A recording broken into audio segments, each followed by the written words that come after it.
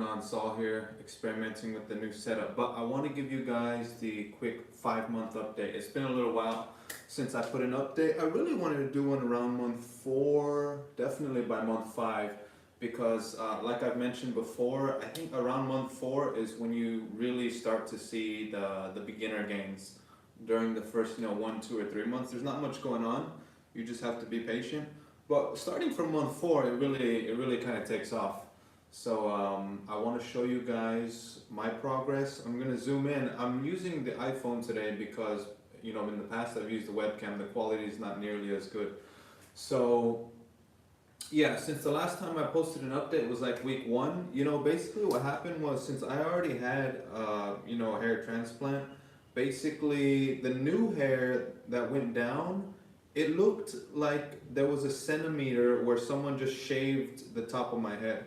So it came out looking, a little bit strange. It almost looked like I did it on purpose, but that's just because, the new hair that they implanted was very short. And then of course I already had a bunch of existing hair from my first transplant. So that one was a little bit different, but like I said, it was much easier than the first time around. So after that, it's actually, by now though, it doesn't even look like that effect. It doesn't look like I trimmed it on purpose or anything up to like a small fade. So now it's mostly blended in. The only thing now is that the hair is not long enough, so I still can't really style it. Again, this is month 5. Probably when it gets to like, I don't know, month 7 or 8, it'll be long enough to where it can weigh itself down and I can kind of maneuver it and push it in the direction that I want to. Yeah, being a little picky, as I always laugh because before I was bald and now I'm here like splitting hairs, I guess pun intended, about how I can and can't style the new hairs. The other thing is that, one nice thing is, part of the reason I got the second one is because I had like these gaps on the side, which you can't see them now, of course, because they're gone. They're covered over with the new hair. But it's basically unlocked new hairstyles for me. So I see now when I'm going in the bathroom and I'm looking in the mirror, some days you just kind of mess with your hair and you just see what happens, right? Some days you can't get it exactly the way you had it the other day. Another day you wake up, you do no effort, and it just looks, miraculous.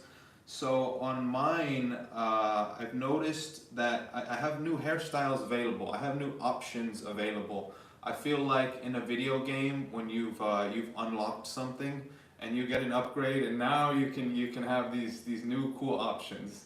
So for me, that has been fantastic. When I sweep my hair to the side like I do, before, since there was so much missing here, it would basically like collapse on this end. Now, since there's a bunch of hair there, the structure is strong enough to hold the hair up. So it looks like a strong sweep. It doesn't look like something weak that's falling over on the end. The other thing was that since I was missing a bunch of hair, there's always a gap. So I would have like some, bangs here in the front. Then there would be a gap here where you could tell there was hair missing, and then, just normal in the back. Again, not the hugest deal, but for me it was noticeable. So these are just like some minor things I didn't like. But once something gets in your head, even if it's small, it's hard to get it out or get rid of it. The other last thing that has definitely made a difference in terms of style, how I can change and move my hair, is that now I can part my hair wherever I want. Before, I couldn't do it right here. I didn't want to do it on any of the high edges because I knew my line was so high. And even when I went to the barber shop, the barber would say stuff like, oh no, don't part your hair right there because it's quite high. Even in Chinese, they would say it's quite high. So they would even advise me. Again, not the end of the world, but obviously it would be nice to, typically you want to part your hair in the corner, right? Like that's where the coolest, I guess, most stylish part to do it is. But at the same time, that's also typically where you have the most recession. So I guess if you can comfortably and confidently part your hair anywhere along your hairline, including even in the topmost corner, that just signifies a strong, healthy hairline, I believe. So now that I can do that, I'm pretty happy. I'm sitting pretty happy, and yeah, that's exactly what I've been doing. So here you can see there's maybe not so much, but there's my hair is parted there. I still got to get used to this camera angle. But let me now that I just wanted to give you guys like a little review. Oh, last thing, people always asking about the scar, right? I've showed it to 2 people recently, and basically like no one can really tell. So I'll try to show you guys as best I can. It's kind of hard doing it by myself, but I don't think you'll be able to see much. I'll spin around slowly, and then I'll run my hand through my hair, which makes it a lot more visible. And then you tell me if you can see anything. Again, I've had 2 FUTs, so there should be. You would think there would be some visible scarring, considering how much they had to cut out and how many grafts I've had removed. I don't know if you guys can see it. Maybe yes, maybe not. If the lighting is perfect, maybe you can see some faint line. But again, I also have the shot gloss, so I have the worst kind of, and even then you still can't see anything. And again, it's only in month 5 of the scarring typically. For me, the first one got better and better. So I think that's it. Now for as far as the talking, I want to show you guys the hairline. Like I said, I'm using this camera because it's just it's way more detailed. So let's get up here, let's get close. So you guys can see here what my hair looks like. I actually got it colored, so you can see it's a dark brown. But let me come in here closely. Oh yeah, you see this camera is so much better. I just have to get used to it. Here, this hair is a little messy just because it's always has pressure going up and down. It's not like always come down, always come up, especially because I use a headband, which just, scrunches it up. But so that's why that hair looks a little bit,